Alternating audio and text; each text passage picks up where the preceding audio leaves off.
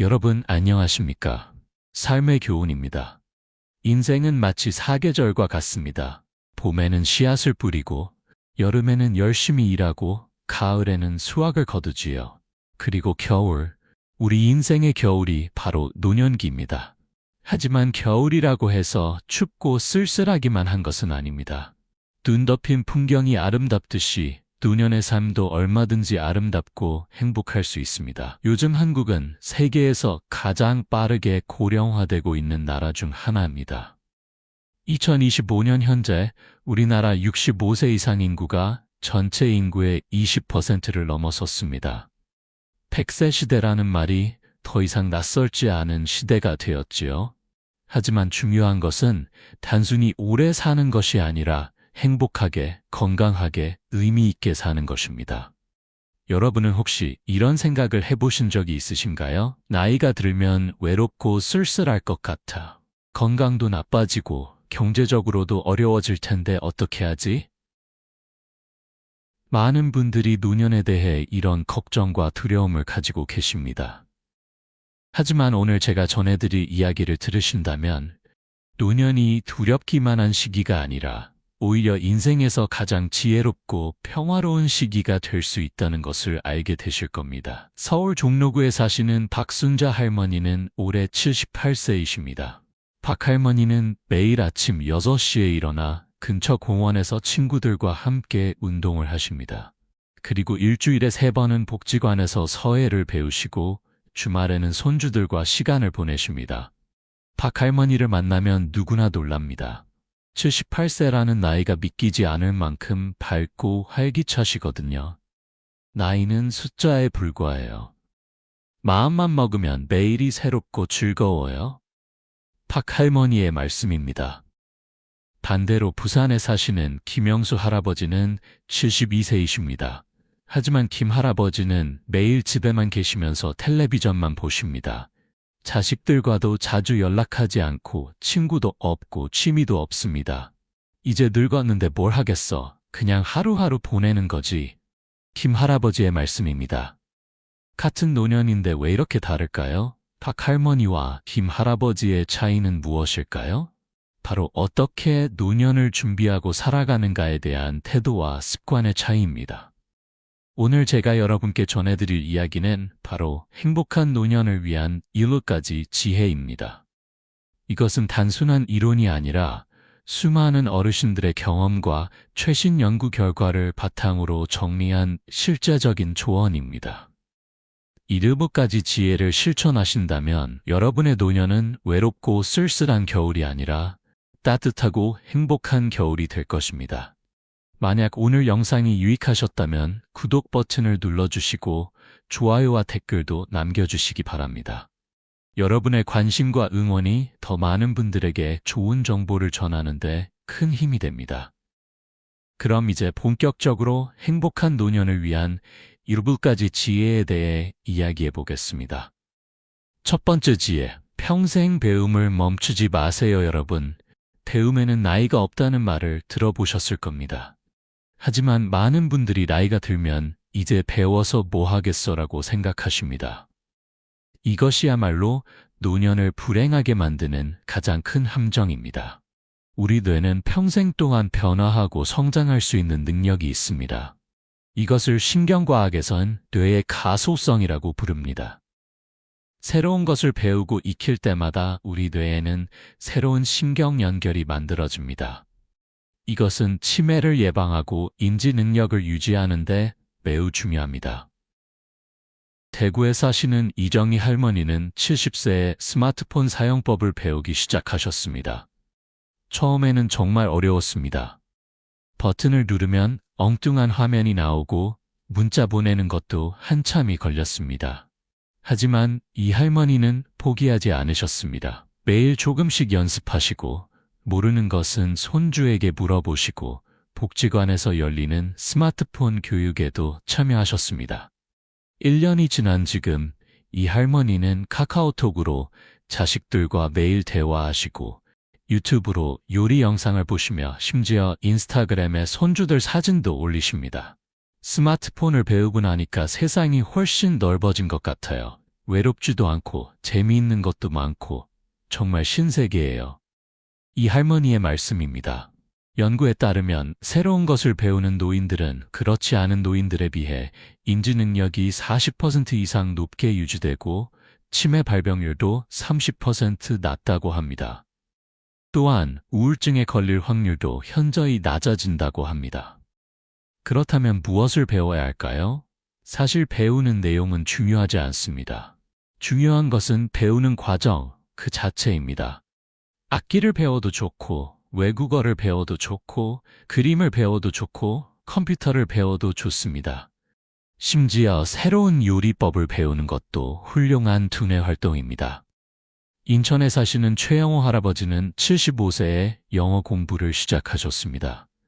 평생 영어를 못해서 아쉬웠어요. 젊었을 때는 바빠서 못 배웠는데 이제 시간이 있으니 배워보자 싶었죠. 최 할아버지는 매일 아침 30분씩 영어 뉴스를 듣고 영어 단어를 외우십니다. 물론 진도는 느립니다. 하루에 단어 5개 외우는 것도 힘듭니다. 하지만 그 과정이 즐겁다고 하십니다. 완벽하게 하려고 하는 게 아니에요. 그냥 매일 조금씩 나아지는 제 모습이 뿌듯해요. 서예, 한글 서예는 한국의 전통 예술이면서 동시에 훌륭한 두뇌 활동입니다. 붓을 들고 한 글자 한 글자 정성스럽게 쓰다 보면 마음도 차분해지고 집중력도 높아집니다. 서울의 많은 복지관에서 서예 교실을 운영하고 있고 많은 어르신들이 참여하고 계십니다. 컴퓨터와 인터넷도 배워볼 만합니다. 처음에는 어렵지만 일단 익숙해지면 정말 편리합니다. 은행 업무도 집에서 할 수 있고 병원 예약도 인터넷으로 할 수 있고 쇼핑도 클릭 한 번으로 가능합니다. 무엇보다 멀리 사는 가족들과 영상통화로 얼굴을 보며 이야기할 수 있다는 것이 가장 큰 장점입니다. 원예도 좋은 배움의 대상입니다. 식물을 기르는 것은 단순해 보이지만 실제로는 많은 지식과 관찰력이 필요합니다. 물을 언제 줘야 하는지, 햇빛은 얼마나 필요한지, 어떤 흙을 써야 하는지 등을 배우고 실천하다 보면 자연스럽게 두뇌가 활성화됩니다. 또한 식물이 자라는 모습을 보며 생명의 소중함을 느끼고 마음의 평화도 얻을 수 있습니다. 춤도 훌륭한 배움의 대상입니다. 특히 한국 전통 춤이나 댄스 스포츠는 신체 활동과 두뇌 활동을 동시에 할 수 있어서 노년 건강에 매우 좋습니다. 전주에 사시는 박미자 할머니는 73세에 댄스 스포츠를 시작하셨습니다. 처음에는 발도 잘 안 떼어지고 동작도 기억이 안 났어요. 그런데 계속 하다 보니까 이제는 왈츠도 추고 탱고도 춰요. 몸도 건강해지고 친구도 생기고 정말 좋아요. 여러분, 배움은 단순히 지식을 쌓는 것이 아닙니다. 배움은 우리에게 삶의 목표를 주고 성취감을 주고 자신감을 줍니다. 나도 아직 할 수 있구나라는 생각이 들 때 우리는 진정으로 살아있다고 느낄 수 있습니다. 한 가지 중요한 팁을 드리자면 배울 때는 완벽을 추구하지 마시고 과정을 즐기시기 바랍니다. 젊은 사람들처럼 빨리 배울 필요도 없고 전문가가 될 필요도 없습니다. 그냥 매일 조금씩 나아지는 자신의 모습을 즐기시면 됩니다. 그것만으로도 충분히 가치 있는 일입니다. 두 번째 지혜, 사회적 관계를 소중히 하세요. 여러분, 인간은 사회적 동물입니다. 아무리 돈이 많고 건강해도 함께할 사람이 없다면 행복할 수 없습니다. 특히 나이가 들수록 사회적 관계는 생명만큼이나 중요해집니다. 하버드 대학교에서 80년 동안 진행한 연구가 있습니다. 이 연구는 무엇이 사람을 행복하게 만드는가라는 질문에 답하기 위해 수백 명의 사람들을 평생 동안 추적 조사했습니다. 그 결과는 놀라웠습니다. 돈도, 명예도, 건강도 아닌 좋은 인간관계가 사람을 가장 행복하게 만든다는 것이었습니다.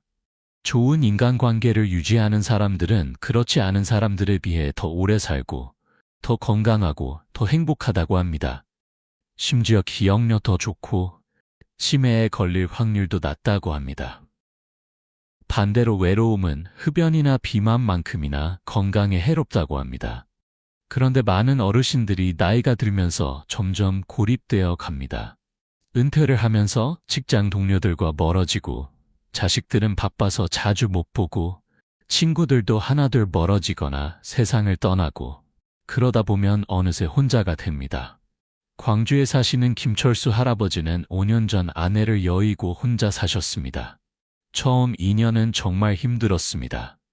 말할 사람도 없고, 밥을 먹어도 혼자고, 텔레비전을 봐도 재미가 없었습니다. 우울증이 왔고 몸도 자꾸 아팠습니다. 그러던 어느 날 아파트 엘리베이터에서 같은 층에 사는 이웃을 만났습니다. 할아버지, 혼자 사세요? 저희 집에 놀러 오세요. 그 이웃의 권유로 김 할아버지는 아파트 경로당에 나가기 시작했습니다. 처음에는 어색했지만 같은 처지의 어르신들을 만나면서 점점 마음이 풀렸습니다. 지금 김 할아버지는 매일 경로당에 나가서 친구들과 화투도 치고 바둑도 두고 이야기도 나눕니다. 일주일에 한 번은 등산 모임에도 참여하고 한 달에 한 번은 친구들과 외식도 합니다. 사람들과 어울리니까 삶이 다시 의미가 생겼어요. 이제는 아침에 일어나는 것이 즐거워요. 그렇다면 어떻게 사회적 관계를 만들고 유지할 수 있을까요? 첫째, 가족과의 관계를 소중히 하세요. 자식들이 바쁘다고 해서 연락을 끊지 마세요. 가끔씩 전화를 하고 문자를 보내고 관심을 표현하세요. 하지만 너무 집착하거나 간섭하지는 마세요. 적당한 거리를 유지하면서도 따뜻한 관심을 보이는 것이 중요합니다. 손주들과의 관계도 중요합니다. 손주들에게는 할아버지, 할머니가 살아있는 역사책이자 지혜의 보고입니다. 옛날 이야기를 들려주고 함께 시간을 보내면서 세대 간의 유대감을 만들어 가세요. 둘째, 친구를 사귀세요. 이 나이에 무슨 친구를 사귀겠어라고 생각하지 마세요. 나이와 상관없이 새로운 친구를 사귈 수 있습니다. 복지관, 경로당, 종교 모임, 취미 동호회 등 어디든 나가서 사람들을 만나세요. 수원에 사시는 정순이 할머니는 76세에 합창단에 가입하셨습니다. 노래를 좋아하긴 했지만 부끄러워서 엄두도 못 냈어요. 그런데 용기를 내서 가입했더니 정말 좋더라고요. 같이 노래 부르는 친구들도 생기고 공연도 하고 정말 즐거워요. 셋째, 봉사활동에 참여하세요. 다른 사람을 돕는 것은 그 사람뿐만 아니라 자신에게도 큰 행복을 줍니다. 연구에 따르면 봉사활동을 하는 노인들은 그렇지 않은 노인들에 비해 우울증 발병률이 50% 낮고 삶의 만족도는 60% 높다고 합니다. 창원에 사시는 박영수 할아버지는 매주 토요일 아침 지역 아동센터에서 아이들에게 한문을 가르치십니다. 아이들이 배우는 모습을 보면 정말 뿌듯해요. 내가 아직도 누군가에게 도움이 되는 사람이라는 생각이 들어요. 넷째, 온라인 커뮤니티도 활용하세요. 요즘은 나이든 분들을 위한 온라인 커뮤니티도 많습니다. 같은 취미를 가진 사람들끼리 정보를 나누고 경험을 공유하고 친구가 될 수 있습니다. 다섯째, 반려동물을 키우는 것도 좋은 방법입니다.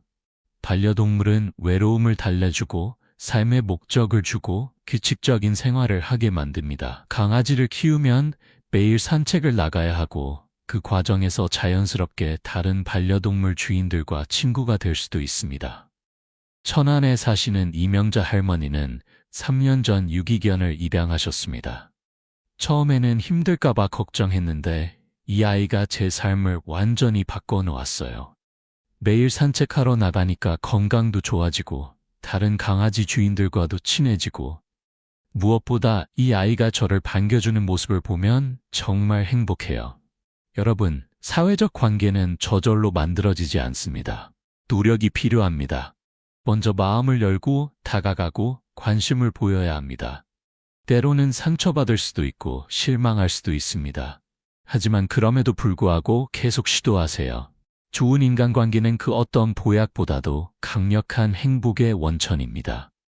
세 번째 지혜, 규칙적인 운동을 하세요. 여러분, 움직이지 않으면 녹슨다는 말을 들어보셨을 겁니다.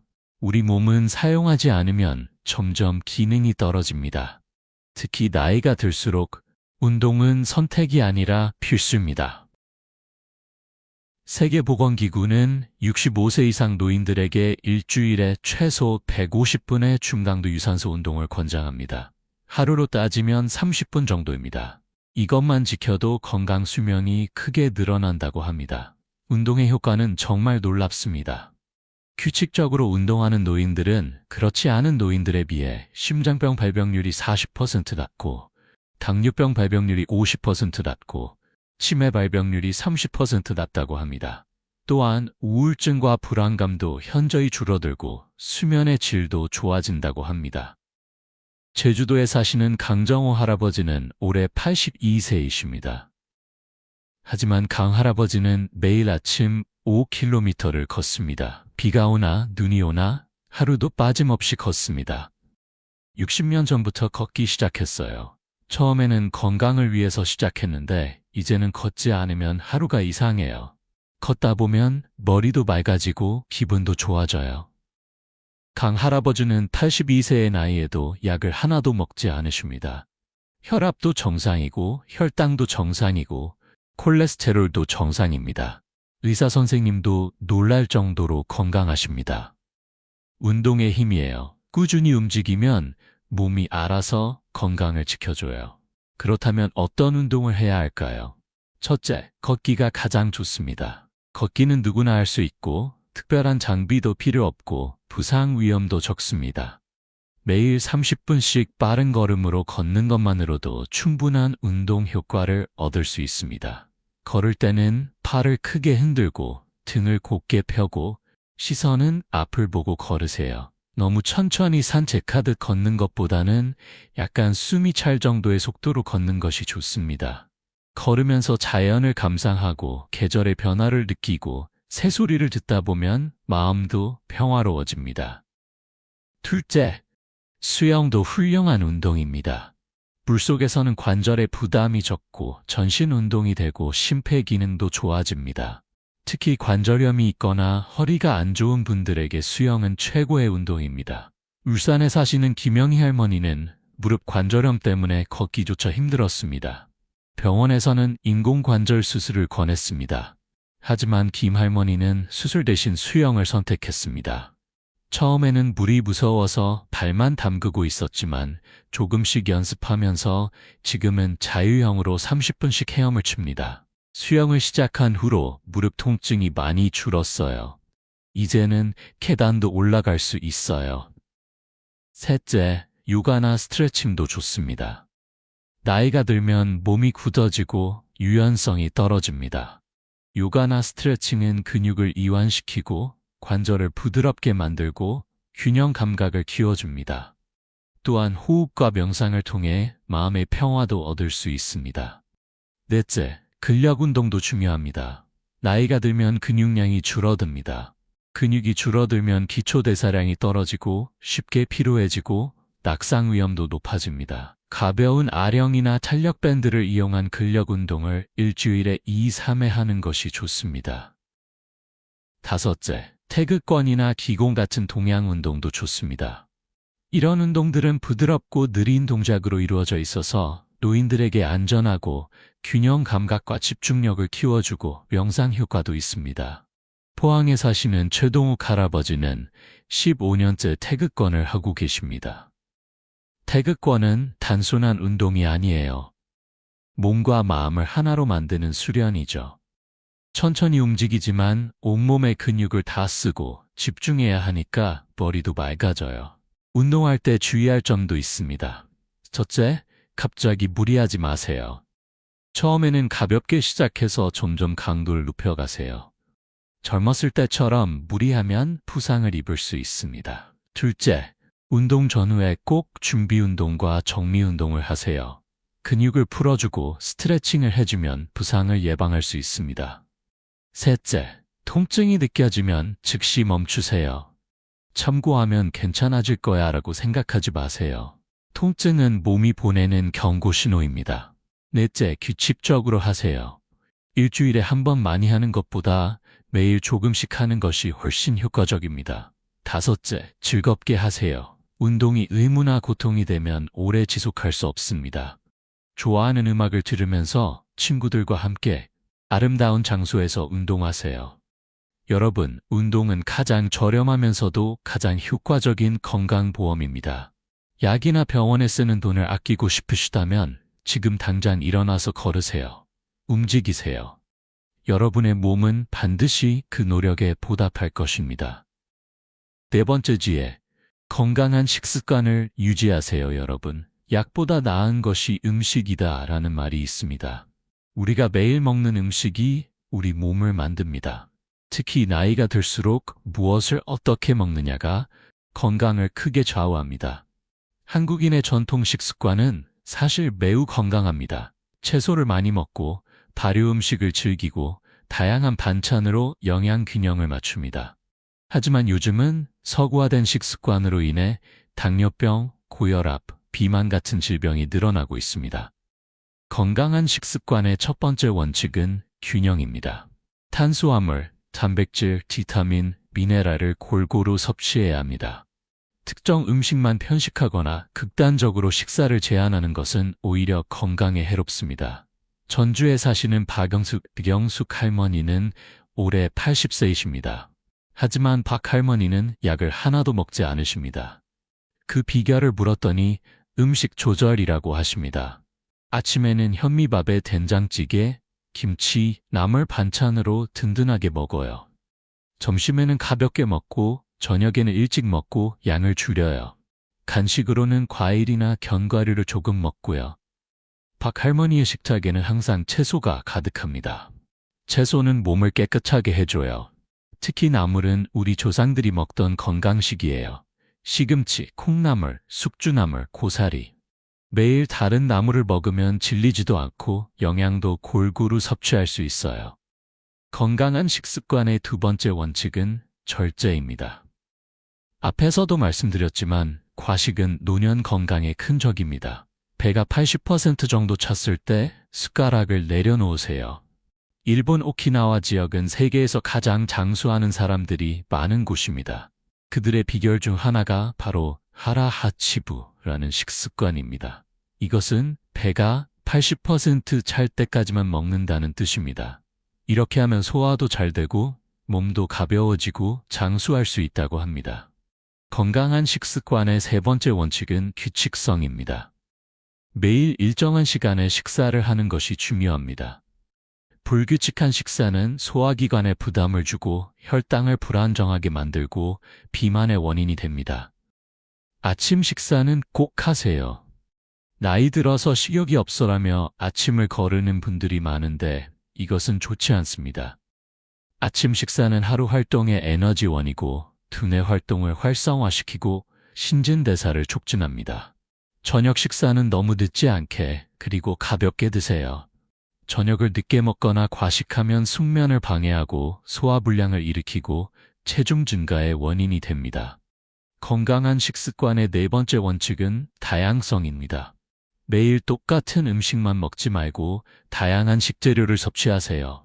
색깔이 다양한 채소와 과일을 먹으면 다양한 영양소를 얻을 수 있습니다. 빨간색 식품, 토마토, 딸기, 항산화 효과가 뛰어나고 노란색 식품, 호박, 고구마, 바나나는 면역력을 높여주고 녹색 식품, 시금치, 브로콜리, 키위, 해독작용을 하고 보라색 식품, 가지, 포도, 블루베리는 항암 효과가 있다고 합니다. 특히 발효 음식은 한국인의 장 건강에 매우 좋습니다. 김치, 된장, 청국장, 요구르트 같은 발효 음식에는 유산균이 풍부해서 소화를 돕고 면역력을 높이고 대장암을 예방하는 효과가 있습니다. 견과류도 좋은 간식입니다. 호두, 아몬드, 땅콩에는 불포화 지방산이 풍부해서 혈관 건강에 좋고 두뇌 활동 도움이 됩니다. 하루에 한 줌 정도 먹으면 적당합니다. 생선도 자주 드세요. 특히 등푸른 생선, 고등어, 삼치, 꽁치에는 오메가3 지방산이 풍부해서 심장 건강에 좋고 관절염을 완화하고 치매를 예방하는 효과가 있습니다. 반면에 피해야 할 음식도 있습니다. 첫째, 너무 짠 음식은 피하세요. 한국 음식은 대체로 짠 편입니다.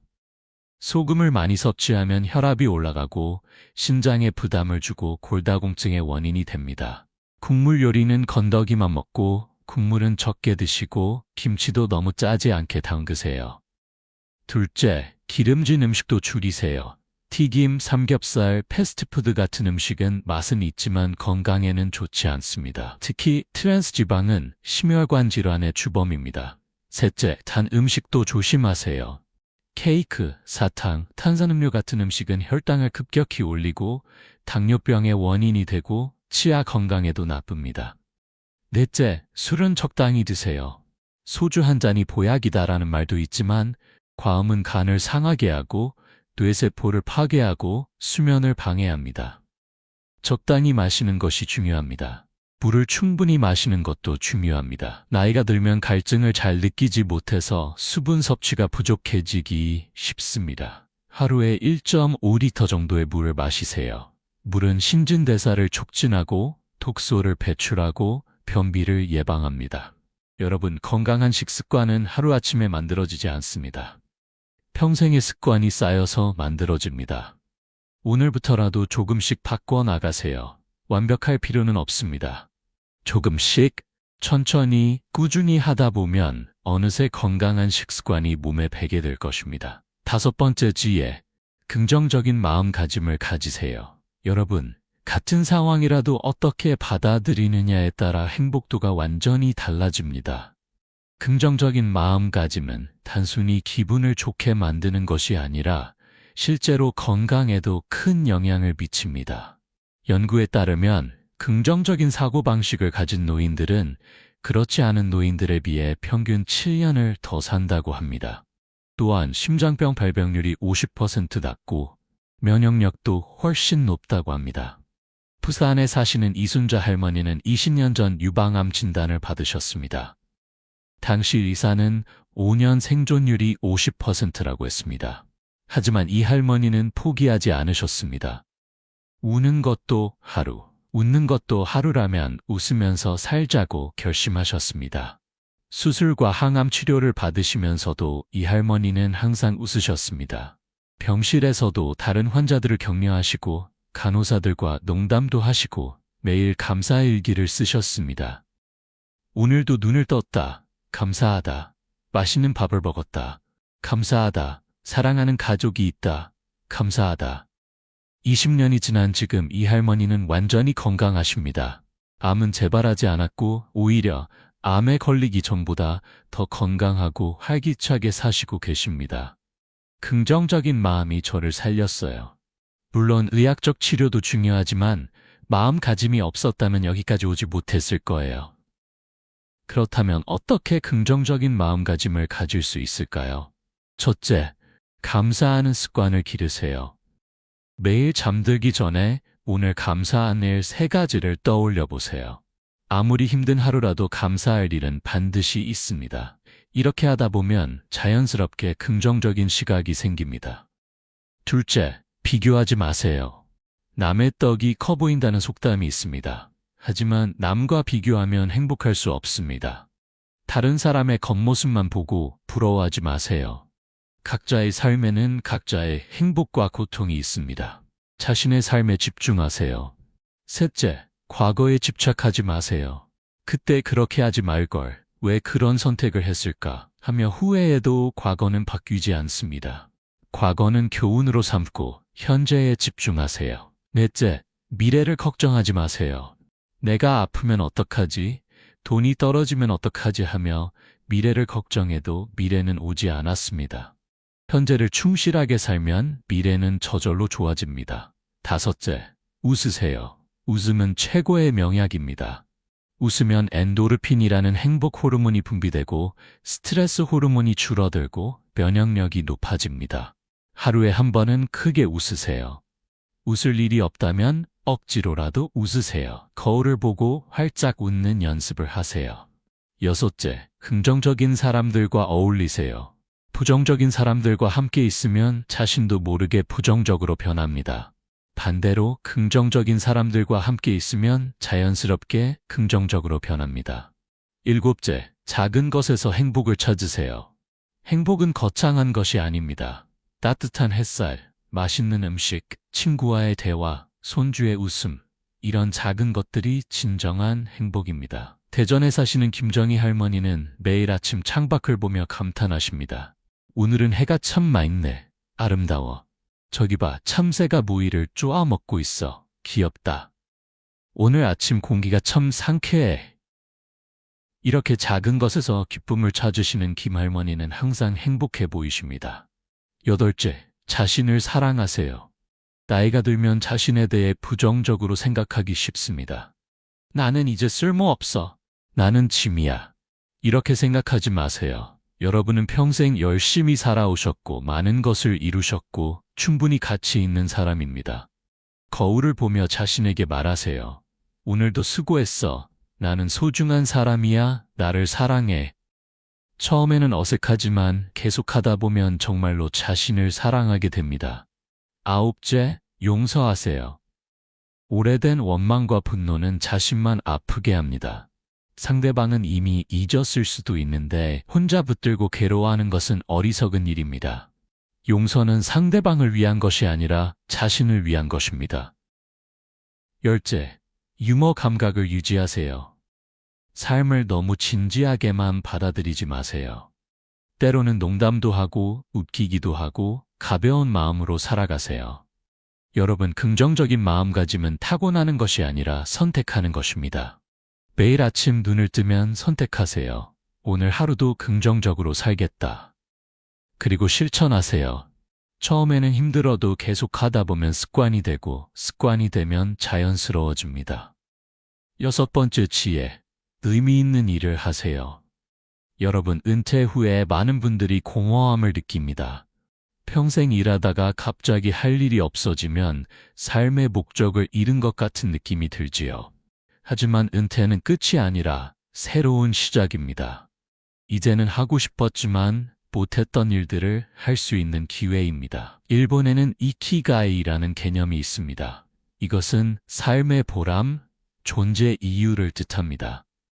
연구에 따르면 이키가이를 가진 노인들은 그렇지 않은 노인들에 비해 평균 수명이 7년 더 길고 삶의 만족도도 훨씬 높다고 합니다. 안동에 사시는 권호성 할아버지는 70세에 봉사활동을 시작하셨습니다. 매주 2번씩 홀로 사시는 어르신들을 찾아가 말벗이 되어드리고 간단한 집안일도 도와드립니다. 처음에는 그냥 시간이 남아서 시작했어요. 그런데 하다 보니까 정말 보람이 있더라고요.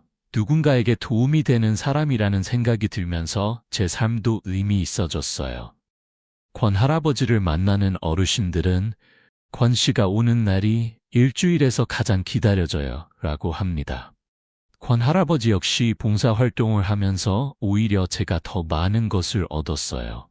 건강도 좋아지고 친구도 생기고 삶의 의미도 찾았어요 라고 말씀하십니다. 그렇다면 어떤 의미 있는 일을 할 수 있을까요? 첫째, 봉사활동입니다. 앞서 말씀드렸듯이 다른 사람을 돕는 것은 그 사람뿐만 아니라 자신에게도 큰 행복을 줍니다. 복지관, 종교단체, 시민단체 등에서 다양한 봉사활동 기회를 제공합니다. 둘째, 취미활동입니다. 평생 하고 싶었지만 시간이 없어서 못했던 취미를 시작하세요. 악기 연주, 그림 그리기, 사진 촬영, 등산, 낚시, 바둑, 무엇이든 좋습니다. 취미는 삶에 재미를 주고 새로운 친구를 만나게 해주고 스트레스를 해소시켜줍니다. 춘천에 사시는 박종철 할아버지는 75세에 사진을 시작하셨습니다. 손주에게서 중고 카메라를 선물 받고 한번 해볼까 하는 가벼운 마음으로 시작하셨는데 이제는 아마추어 사진가로 활동하고 계십니다. 사계절의 아름다움을 담은 박 할아버지의 사진은 지역 신문에도 실렸고 전시회도 여셨습니다. 사진을 찍으러 다니면서 자연의 아름다움을 새롭게 발견했어요. 같은 풍경이라도 시간과 계절에 따라 다르게 보이더라고요. 정말 신기하고 재미있어요. 셋째, 지필이나 회고록 쓰기입니다. 평생의 경험과 지혜를 글로 남기는 것은 매우 의미 있는 일입니다. 거창한 책이 아니라 자서전이나 가족사를 쓰는 것도 좋습니다. 이것은 자녀와 손주들에게 소중한 유산이 될 것입니다. 넷째, 전문성을 살린 활동입니다. 평생 쌓아온 지식과 경험을 나누세요. 예를 들어 선생님이셨다면 학습 봉사를, 회계사셨다면 재무 상담을, 요리사셨다면 요리 강습을 할 수 있습니다. 다섯째, 손주 돌보기입니다. 맞벌이 부부가 많아지면서 조부모의 육아 지원이 중요해졌습니다. 물론 너무 부담스럽지 않은 선에서 도와주는 것이 중요합니다. 손주와 함께하는 시간은 조부모에게도 큰 기쁨이 됩니다. 여섯째, 정원 가꾸기나 텃밭 일구기입니다. 식물을 기르고 수확하는 것은 보람을 줍니다. 직접 키운 채소로 요리를 해서 가족과 나눌 때의 기쁨은 말로 표현할 수 없습니다. 경주에 사시는 최순덕 할머니는 아파트 베란다에서 상추, 고추, 토마토를 기르십니다. 좁은 공간이지만 충분해요. 매일 아침 물을 주고 새순이 나는 것을 보면 정말 신기하고 예뻐요. 그리고 직접 키운 채소로 만든 샐러드는 마트에서 산 것과는 비교가 안 돼요. 일곱째, 여행입니다. 건강이 허락한다면 가보고 싶었던 곳을 여행하세요. 멀리 해외까지 갈 필요는 없습니다. 우리나라 곳곳에도 아름다운 곳이 많습니다. 여행은 새로운 경험을 주고 시야를 넓혀주고 삶에 활력을 줍니다. 여덟째, 평생 교육 프로그램에 참여하세요. 요즘은 노인을 위한 다양한 교육 프로그램이 있습니다. 대학에서 운영하는 노인대학, 복지관의 문화 강좌, 온라인 강의 등 선택의 폭이 넓습니다. 중요한 것은 자신이 진정으로 좋아하고 의미를 느끼는 일을 하는 것입니다. 남들이 좋다고 해서 유행이라고 해서 따라하는 것이 아니라 자신의 마음이 끌리는 것을 하세요. 여러분, 나이가 들어도 삶은 계속됩니다. 의미 있는 일을 하면서 매일을 보람 있게 살아가세요. 그것이 진정한 행복한 노년입니다. 일곱 번째 지혜, 건강관리에 신경 쓰세요. 여러분, 건강은 모든 것의 기초입니다. 아무리 돈이 많고 가족이 화목하고 취미가 많아도 건강하지 않으면 아무것도 누릴 수 없습니다. 특히 나이가 들수록 건강관리는 더욱 중요해집니다. 건강관리의 첫 번째는 정기검진입니다. 많은 분들이 별로 아픈 데도 없는데 뭐하러 병원에 가라고 생각하십니다. 하지만 대부분의 질병은 초기에는 증상이 없습니다. 정기검진을 통해 조기에 발견하면 치료도 쉽고 완치율도 높습니다. 국가에서 제공하는 무료 건강검진을 꼭 받으세요. 2년에 한 번씩 제공되는 국민건강보험 건강검진은 기본 건강 상태를 확인할 수 있는 좋은 기회입니다. 또한 암검진, 위암, 대장암, 유방암, 자궁경부암도 정기적으로 받으세요. 건강관리의 두 번째는 복약관리입니다. 나이가 들면 여러 가지 약을 먹게 됩니다. 혈압약, 당뇨약, 콜레스테롤약 등. 이런 약들은 의사의 처방대로 정확하게 복용하는 것이 중요합니다. 약을 먹다가 증상이 좋아졌다고 해서 임의로 중단하지 마세요. 특히 혈압약이나 당뇨약은 평생 먹어야 하는 약입니다. 또한 여러 병원에서 약을 처방받을 때는 약사나 의사의 다른 약을 먹고 있다고 꼭 알려주세요. 약물 상호작용으로 인한 부작용을 예방할 수 있습니다. 건강관리의 세 번째는 만성질환 관리입니다. 고혈압, 당뇨병, 고지혈증은 노인들에게 흔한 질환입니다. 이런 질환들은 완치되는 것이 아니라 평생 관리해야 하는 질환입니다. 혈압과 혈당을 정기적으로 측정하고 기록하세요. 요즘은 가정용 혈압계와 혈당계가 저렴하고 사용하기도 쉽습니다. 매일 같은 시간에 측정해서 수첩에 기록하면 자신의 건강 상태를 파악하는 데 도움이 됩니다. 건강관리의 네 번째는 치아 건강입니다. 80세에 2개의 치아라는 캠페인을 들어보셨을 겁니다. 치아가 건강해야 음식을 잘 씹을 수 있고 영양 섭취가 원활하고 소화도 잘 됩니다. 하루 3번 양치질을 하시고 6개월에 한 번은 치과에서 스케일링을 받으세요. 임플란트나 트니를 하신 분들은 더욱 철저한 관리가 필요합니다. 트니는 매일 깨끗이 닦고 밤에는 빼서 세척액에 담가두세요.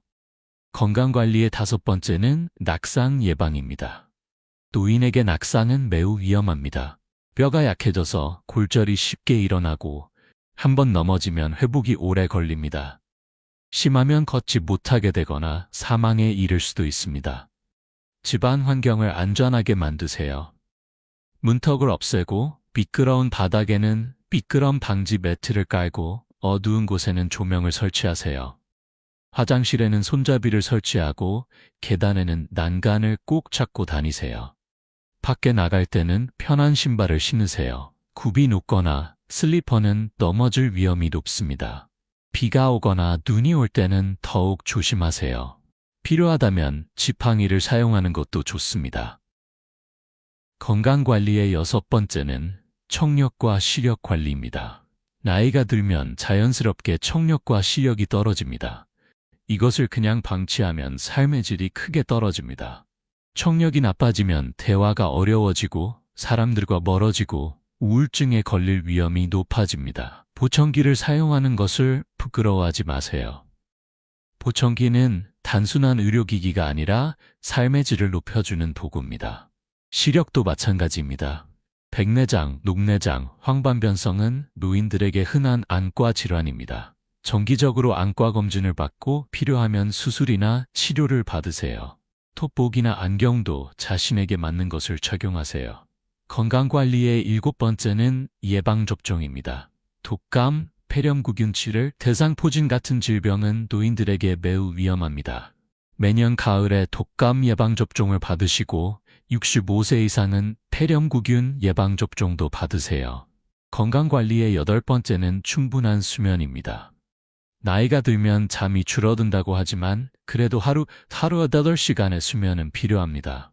낮잠은 30분 이내로 짧게 자고 저녁에는 카페인을 피하고 규칙적인 수면 습관을 유지하세요. 건강관리의 9번째는 스트레스 관리입니다. 스트레스는 만병의 근원입니다. 명상, 요가, 심호흡, 산책 등을 통해 스트레스를 해소하세요. 혼자 감당하기 어려운 스트레스는 가족이나 친구와 나누세요. 건강관리의 10번째는 금연과 절주입니다. 담배는 백해무익합니다. 늦었다고 생각하지 말고 지금이라도 끊으세요. 금연하면 폐 기능이 회복되고 심장병 위험이 줄어들고 암 발생 위험도 낮아집니다. 술도 과하게 마시지 마세요. 여러분, 건강관리는 습관입니다. 매일 조금씩 실천하는 것이 중요합니다. 완벽할 필요는 없습니다. 할 수 있는 것부터 하나씩 실천해 나가세요. 마무리, 행복한 노년은 준비하는 자의 것입니다. 여러분, 지금까지 행복한 노년을 위한 7가지 지혜에 대해 이야기했습니다. 다시 한번 정리해 보겠습니다. 첫째, 평생 배움을 멈추지 마세요. 새로운 것을 배우는 것은 두뇌를 건강하게 유지하고 삶에 활력을 줍니다. 둘째, 사회적 관계를 소중히 하세요. 좋은 인간관계는 어떤 보약보다도 강력한 행복의 원천입니다. 셋째, 규칙적인 운동을 하세요. 움직이는 만큼 건강해집니다. 넷째, 건강한 식습관을 유지하세요. 우리가 먹는 것이 우리 몸을 만듭니다. 다섯째, 긍정적인 마음가짐을 가지세요. 같은 상황도 어떻게 받아들이느냐에 따라 행복도가 달라집니다. 여섯째, 의미 있는 일을 하세요. 삶의 목적과 보람이 있어야 진정으로 행복할 수 있습니다. 일곱째, 건강관리에 신경 쓰세요. 건강은 모든 것의 기초입니다. 이 7가지 지혜는 거창하거나 어려운 것이 아닙니다. 누구나 실천할 수 있는 작은 습관들입니다. 하지만 이 작은 습관들이 모여서 큰 변화를 만들어냅니다. 중요한 것은 지금 당장 시작하는 것입니다. 나중에 해야지, 내일부터 해야지라고 미루지 마세요. 오늘부터, 지금부터 시작하세요. 완벽하게 하려고 하지 마세요. 조금씩, 천천히, 꾸준히 하는 것이 중요합니다. 행복한 노년은 우연히 찾아오는 것이 아니라 준비하는 자에게 찾아옵니다. 젊을 때부터 건강한 습관을 기르고 좋은 인간관계를 만들고 의미 있는 삶을 살아가다 보면 자연스럽게 행복한 노년을 맞이할 수 있습니다. 여러분, 한 분 한 분이 건강하고 행복한 노년을 보내시길 진심으로 바랍니다. 나이가 들어도 배움의 기쁨을 누리고 사랑하는 사람들과 함께하고 활기차게 움직이고 맛있게 먹고 긍정적으로 생각하고 보람 있는 일을 하고 건강하게 살아가시기를 바랍니다. 마지막으로 한국의 아름다운 속담 하나를 소개하며 이야기를 마치겠습니다. 100년을 살아도 배울 것이 남아있다. 배움에는 나이가 없고 성장에는 한계가 없습니다. 여러분의 노년이 단순히 길기만 한 것이 아니라 풍요롭고 의미 있고 행복하기를 바랍니다. 오늘 영상이 도움이 되셨다면 삶의 교훈 채널을 구독해 주시고 좋아요와 댓글도 남겨주시기 바랍니다. 여러분의 경험과 지혜도 댓글로 나눠주시면 다른 분들에게도 큰 도움이 될 것입니다. 그럼 앞으로도 건강하고 행복한 나날 보내시길 바랍니다. 다음 영상에서 다시 뵙겠습니다. 감사합니다. 여러분 오늘도 좋은 하루 되세요.